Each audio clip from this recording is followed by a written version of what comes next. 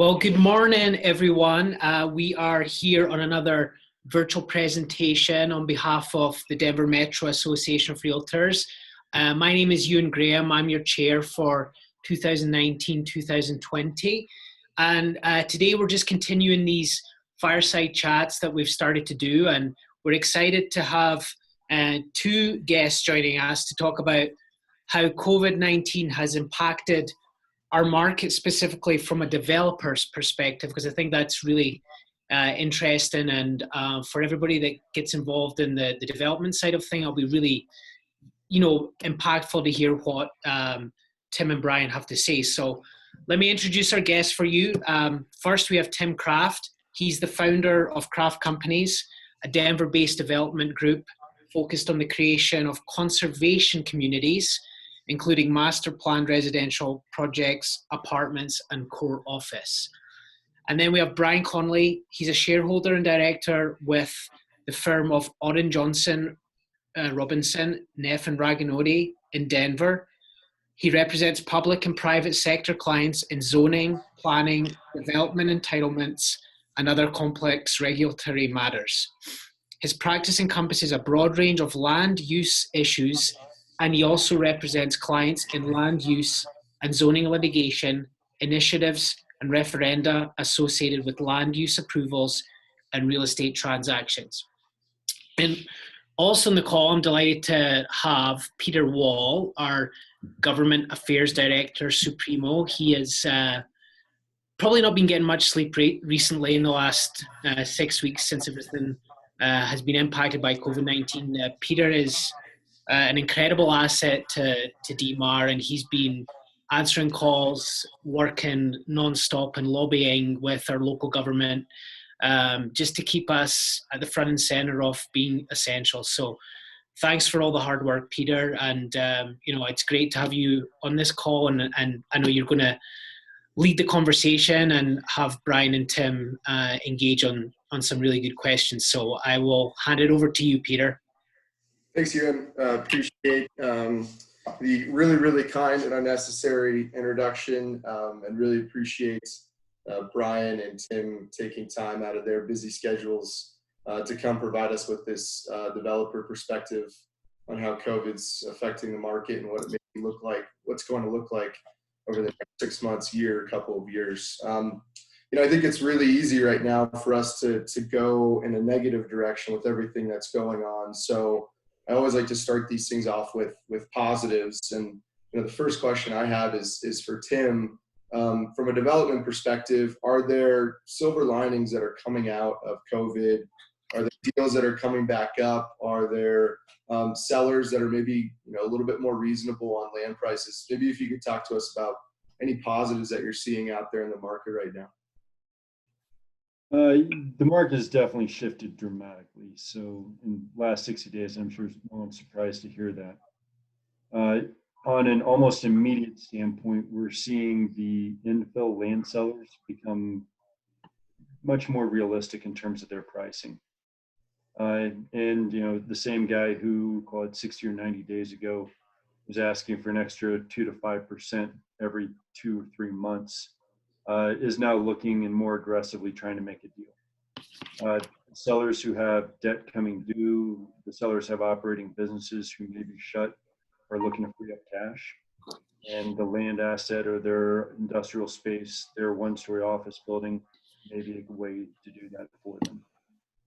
On the plus side, that frees up land for development that was otherwise just kind of retained as parking or as something other than the highest and best use, which hopefully adds to housing units, some industrial property and some office property that we've just been behind on delivering to market.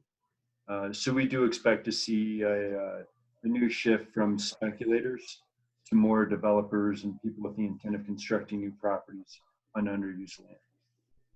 That's really helpful. I guess, a follow-up I had to that is, I've heard a lot over the years that in terms of just the high cost of housing, maybe expensive cost of development, land plays a pretty critical role in that, just given those prices that sellers were asking.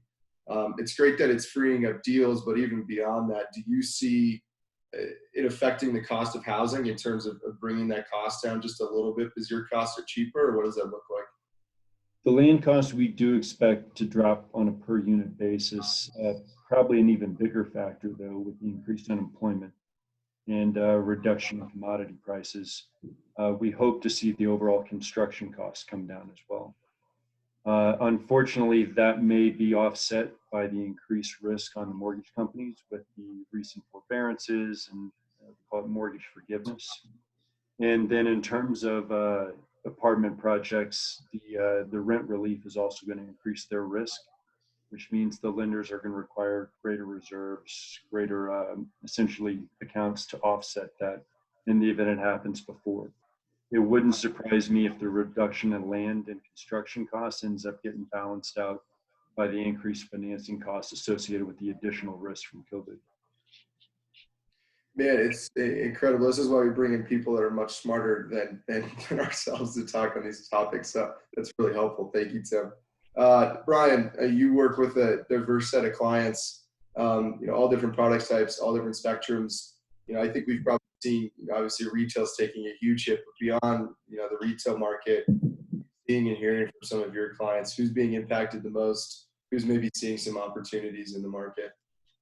Yeah, so I mean, you're absolutely right that retail has been hit really hard. Although that being said, the retail problems were at play long before the COVID crisis hit. So, in many ways, I think what we're seeing on the retail side of things is just an acceleration of the same trends that we were seeing for the last few years, even in a good economy. I think you're right. We have clients that are kind of all over the map in terms of what product types they're doing, where they are in terms of process, and my role really is kind of at the front end of the process, helping with entitlements. We're certainly seeing the kind of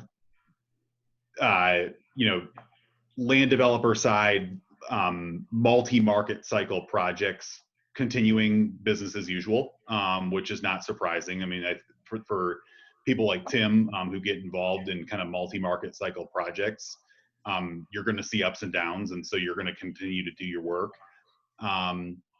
Certainly on the shorter term projects, I think we're going to see, we've already seen kind of a pullback, particularly with some of the multifamily developers that just is, I mean, I think, Tim spoke to some of the challenges in terms of renters' ability to pay. And so there's just a lot of uncertainty in the market there. Some of the single family builders, we're seeing some pullback there as well, or at least trying to negotiate better deal terms with land developers. That being said, I think there's still, I think there's a broad recognition that, particularly here in the metro area, we have underbuilt housing product. And so I think there, kind of long-term bullishness on that market, but maybe short-term concern. And then on the industrial side, I don't think we've seen a ton of change really in terms of kind of, movement toward, particularly, you look at what's going on right now in terms of logistics and distribution. I mean, I think if anything, we're all seeing, a shift where retail is maybe collapsing. We're seeing a shift toward those logistics and distribution businesses. And so my expectation and what we're hearing is still bullishness on the industrial side as well. Tim, you broke ground on a large master plan community in Elbert County called Independence not so long ago. Talk to us about how that's going, what your original timing and window was to start delivering units to the market, how COVID's affected that timing, and then what you're also hearing from some of your builders out there. And not to stack on another layer, but in your introduction, Euan mentioned your developer of conservation communities. Independence is one of those. So maybe just for our audience, talk to them a little bit about what conservation community means and how it integrates into Independence. Yeah, absolutely. So the conservation community can vary from, a downtown Class A office building to a residential master plan. Really, it just needs to be focused on sustainability as well as wellness associated with the lifestyle. On the Independence community, what we ended up doing was essentially reducing the density from a normal master plan by about 75%, clustering those remaining home sites into smaller areas so that there are larger areas of open space and native lands, and then incorporating things like solar power streetlights, the highest level of water recycling in the state, and so on. In terms of long-term associated with the project related to COVID, we think this type of community is going to do very well. As people continue to look for more square footage, a home office, dry storage areas, safe places for the kids to run around if they're going to be at home for longer periods of time. The lower density is also nice in terms of just the fear of infection. So we do think that as eventually people start moving from the coasts and looking to leave the central area, central Denver, the exfil communities will do very well. In the midterms, the builders are nervous. There's a lot of uncertainty with what happens in terms of credit scores, down payments, whether or not jumbo loans are going to be available. But eventually that will all get sorted out. On the short term, we're most concerned about implementing best practices in terms of the remaining development of the project. So keeping fewer construction crews on site, making sure that they're working in separate areas. In some ways, we're restricted by travel bans. So for example, we've got a really expensive infrared treatment equipment that needs a certain type of engineer coming from the East Coast to start that up. He can't travel right now, and therefore that timeline just gets extended out until we can either talk him into driving out, which is not going to be easy, or finding replacement labor locally, which again, for a very specific piece of equipment, it's hard to do. But again, we do hope that our eventual development budgets will decrease some just with dropping commodity prices. Now, the danger there is as the government increases spending, that could essentially pull those same crews over, use concrete, asphalt, heavy yellow, earth moving machineries in other spots. But it'd be great to be able to drive down those development costs so that hopefully we can achieve a greater level of it. Brian, what are your thoughts on this kind of debate versus, urban living and seeing more folks go to rural areas? I know, Otten Johnson, for folks that are out there at Brian's firm, they put out some really, really great material just trying to sit there and make sense of this whole COVID deal.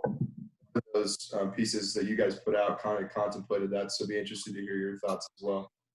Yeah, and putting out those pieces was, I mean, as horrible as this whole situation is, it's sort of fun and interesting to think about kind of what this is going to mean for, land use and planning in the future. I think it's really, it's an attractive thought right now as we're all, social distancing, to say, gosh, I should pick up and move to a rural location where I can just, naturally be socially distanced from everyone else. But I think the factors that Tim was just speaking to, I think are going to drive, suburban development more than concerns about social distancing and COVID. Question about, can I afford a home, in central Denver? Are the schools good in central Denver versus, a more suburban location? And, so long term, and of course, this is all just guessing, but long term, it's hard to see the trends that, we've seen over the past several years changing in a dramatic way. Cities have revitalized, certainly. There's a lot of energy in urban neighborhoods, and generationally, millennials and younger people want to be in those areas because they provide, cultural and social outlets. So I don't think those trends are really going to change. I think what's going to drive suburban development are the same factors that have been driving suburban development, like I say, access to good schools, access to a more, perhaps more affordable, larger footprint home. So, and then the other thing too, and Tim spoke to this as well. Commodity costs have come way down during this COVID crisis. I mean, anybody who has gone and filled up their gas tank recently knows that energy prices are incredibly low. As we pull out of this, we've all seen swings in energy prices over the course of our lifetime. As we pull out of this crisis, we can all fully expect that those commodity prices are going to go back up. And I would expect in the long run, we're still going to be dealing with high construction costs, and we're still going to be dealing with high transportation costs. We're still going to be dealing with the environmental considerations that come with automobile transportation. And so, long term, I think our crystal ball is saying that the factors that have driven infill and urban redevelopment are going to still be there, but so are the factors that drive some of that suburban development as well. Can I ask a quick question, Peter? Please. So I'm really interested to kind of take that a step further and ask both of you, because we know we have a supply and demand issue. We know we've been underbuilding for a long time. But both of you are kind of alluding to maybe a little bit deeper is, do you think the COVID-19 is going to impact the type of product that is going to come out in the future, whether it be residential or commercial? People are going to want maybe different things. It's like right now everybody's like, well, it would be great to have a home gym and because we can work out at home, and just these types of things. As residential realtors, we're wanting to try and be ahead of the curve and think, what are the impacts economically, but especially with COVID. Do you think that's just a short-term way of thinking right now, or do you think it will have an impact on construction moving forward? Go ahead, Brian. So I think it will have an impact. I think that one thing that has probably been underreported on in the whole COVID crisis has been for public space. I live near downtown Denver, and I can go out on any day of the week now and see dozens, if not hundreds of people in city parks, because people are not able to leave, at least from a close radius around their homes. And those open spaces are really important to how, people are recreating and socializing and getting outdoors. And so, I think to Tim's point about, conservation communities, demand for open space has been there all along. I only see that increasing in terms of the design of new residential development. I think there are some ways that homes and apartments and everything in between get designed that, maybe we have design that is more favorable to a work from home lifestyle. I'm talking to you from my 1886 Victorian home, which is not designed for a work from home lifestyle. But perhaps some, in terms of home product that actually gets designed, maybe we see more kind of, office suite type spaces in homes. I'm not sure about that, but the one that I think hits home for me is the open space issue.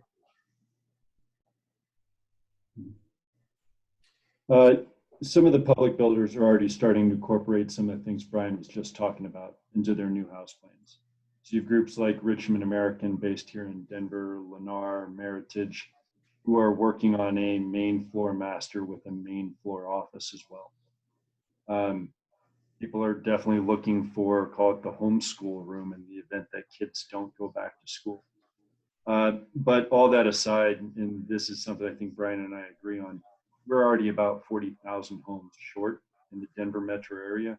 We need any type of housing that we can get. Unfortunately, this is going to exacerbate that problem moving forward, because like Brian said, the multifamily projects that cost $200-300 million in a 5-year timeline to get up and built and permitted, they're not getting financed right now.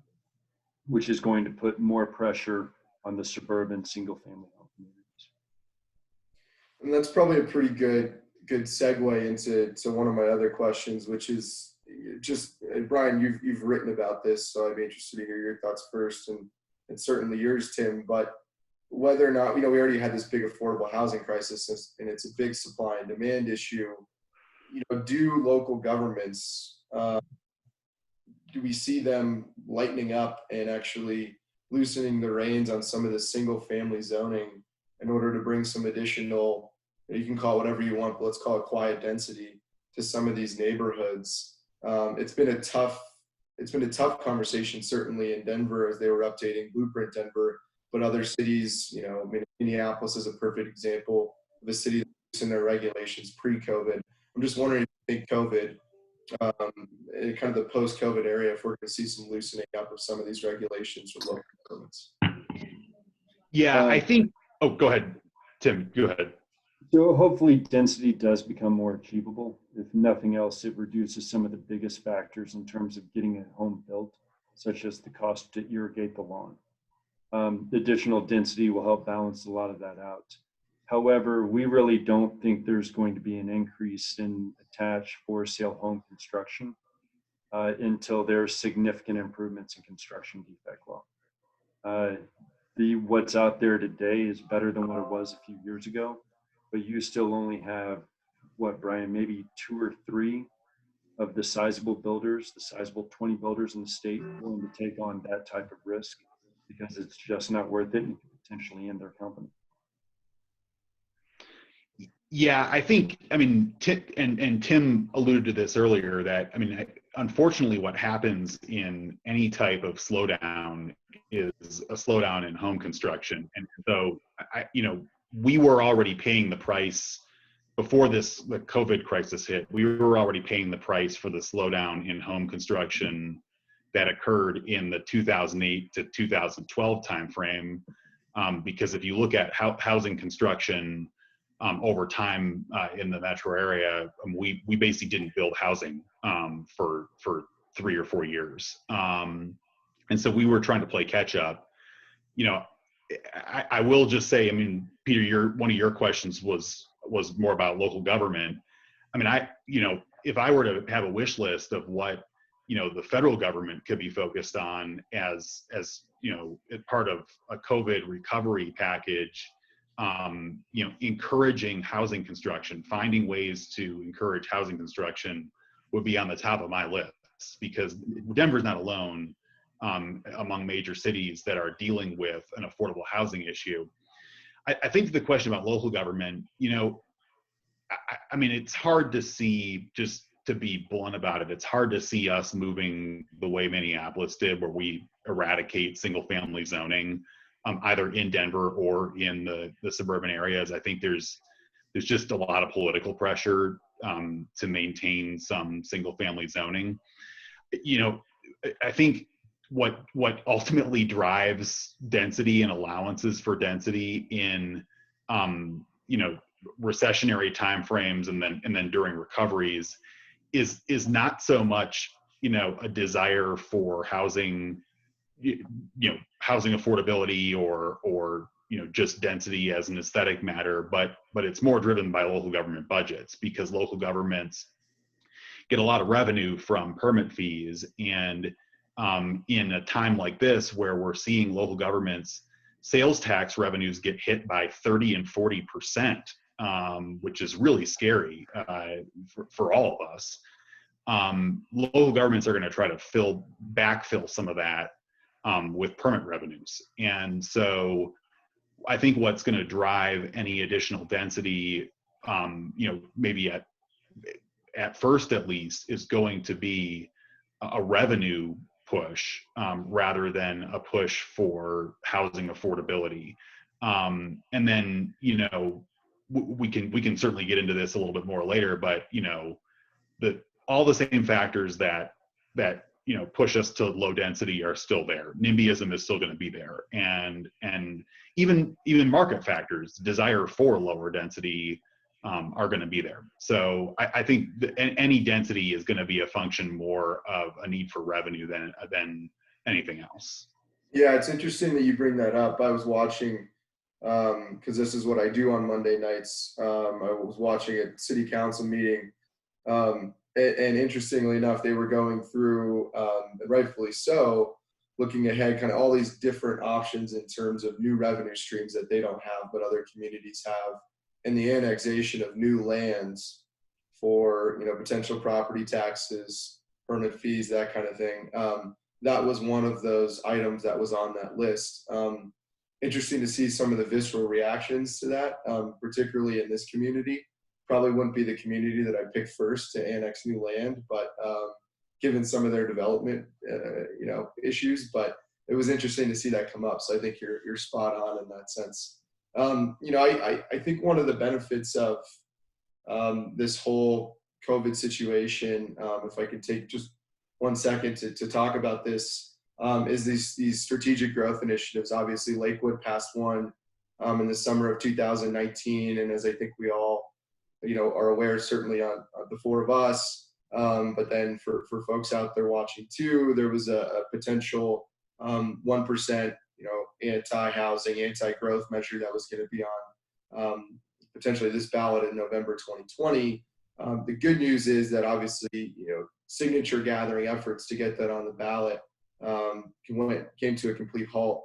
Looking like that individual is going to move forward with that initiative. But yeah, it'll be interesting to see what kind of NIMBYism stems from this. It feels like it's died down a little significantly, at least these past few months, just given that I think it's harder for people to use the computer and jump on Zoom and make public comments at some of these meetings during hearings. But we'll see how comfortable folks are showing back up at a meeting, that's a packed room with hundreds of people again to oppose projects.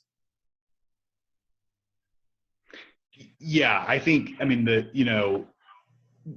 NIMBYism exists in good times and bad times. I think, one of my law partners talks about people getting tired of prosperity. And so, when we have good times, people see construction cranes, they see traffic, and that, that equates to stop all growth. And that's what, Lakewood's strategic growth initiative, not to, oversimplify how that whole initiative was put together and passed, but it was basically a group of people who were able to walk around and say, are you tired of traffic in your neighborhood?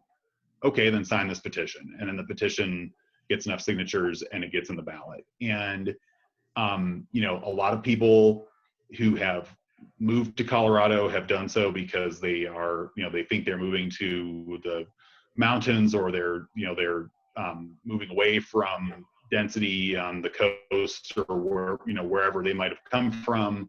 So those factors that push toward NIMBYism are always going to be there. And it's just a question of, yes, some people kind of drop off the NIMBY map when times are bad because there's less development to complain about. But then as soon as the development comes back, they'll be there. And so it's really more of a question of how our, primarily local government leaders deal with NIMBYism, as it's occurring. And, when there's budget deficits and other revenue stream issues, NIMBYism is going to take a back seat in those conversations. And so, it's all, slowdowns are always a good time to sort of thoughtfully reevaluate how we're doing development. And I hope that local governments will take this opportunity to do that. It's a good time to plan. And so, that being said, I fully expect that once we're back in full swing, we're going to see some of those same elements return, maybe not in the same form, but I expect they'll be there. Tim, I think there's a lot of questions about just, how insulated is Denver in this whole thing as a market versus some of these other cities? I mean, how are you feeling about the Denver market versus maybe some of the other cities that you're looking at doing projects in? Fortunately, most of our projects are on a 7 to 20 year timeline. So we kind of have to look beyond the short-term impacts of something like a government economy shutdown.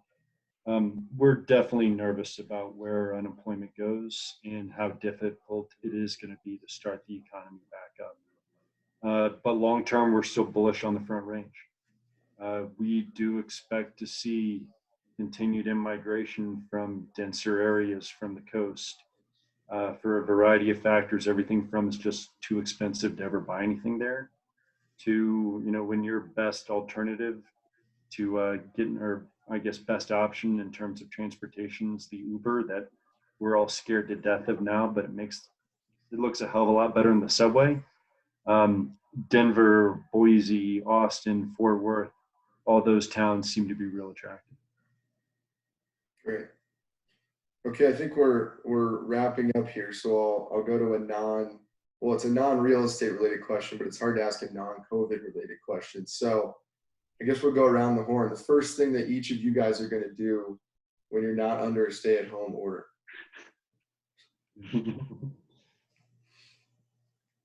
Go ahead, Tim. I'm ready to ski again.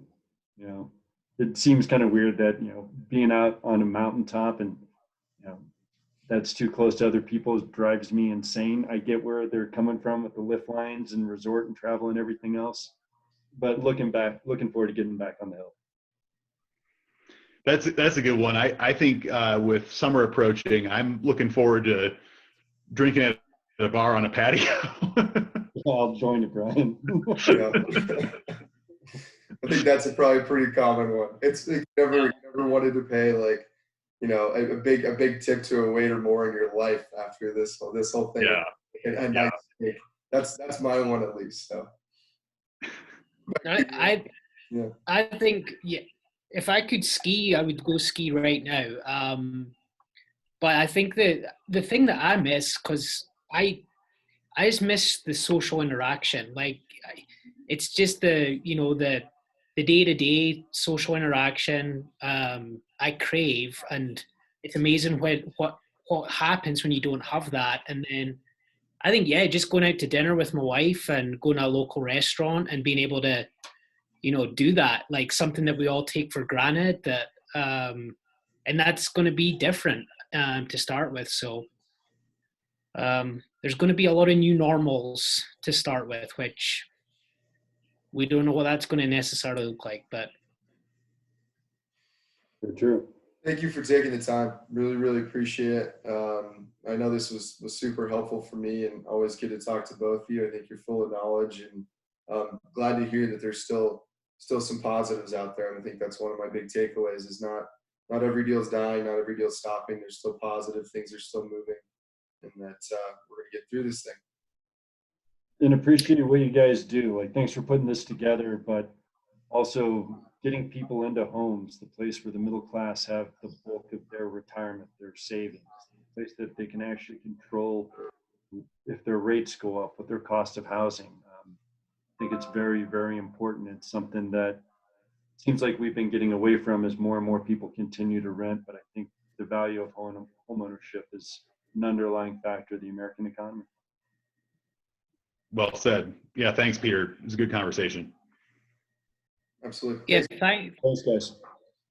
Thanks so much, Peter, for putting this together. And I was actually going to ask what your favorite Netflix show was, but if Peter's answering that he watches city council meetings on a Monday night, maybe I'll sidestep that, because he's going to give us a really riveting answer. I would recommend it.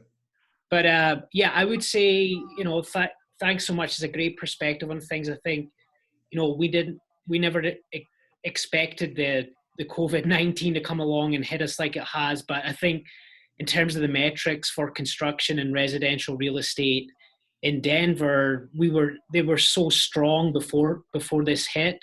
And I think, Colorado is a place where people still want to move to, and they will continue want to come here. So that's only going to, continue to put us in a good position in that circumstance. So I'm always half glass full kind of guy. So I'm trying to take away the positives from anything. And I know we'll get through this, and we'll learn from it, but we'll make a difference. So thank you so much. I don't have anything else to add. I would just like to say, for everybody that watches this and has a chance to view it, I would say that continue to be safe, continue to be healthy. If you're transacting real estate right now, make sure you're taking all the precautionary measures that we're putting out guideline wise, and as an association, we'll come out the other end stronger, and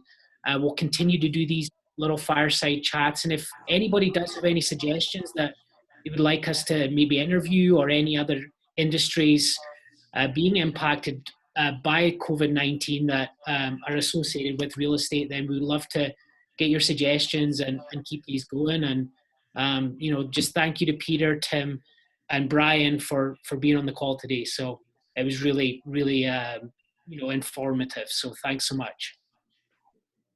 Thanks, gents. Thanks.